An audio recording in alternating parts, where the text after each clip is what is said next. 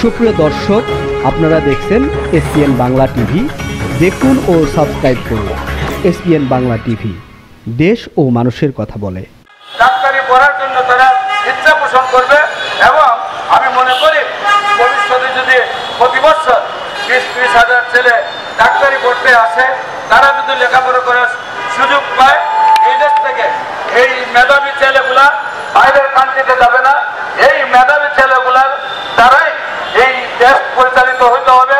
আমরা মনে করি ডাক্তারি যারা পড়তে চায়, ডাক্তারি যারা লেখাপড়া করতে চায়, এমবিবিএস যারা ভর্তি হতে চায়, বিএসএম যারা ভর্তি হতে চায়, তারা নিশ্চয়ই বাংলাদেশের সর্বোচ্চ মেধাবী সন্তান।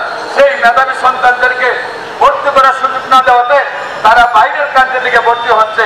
আমার পার্শ্ববর্তী রাষ্ট্র চীনে 8 পয়েন্ট পাইলে তারা এমবিবিএস ভর্তি হওয়ার সুযোগ দিচ্ছে।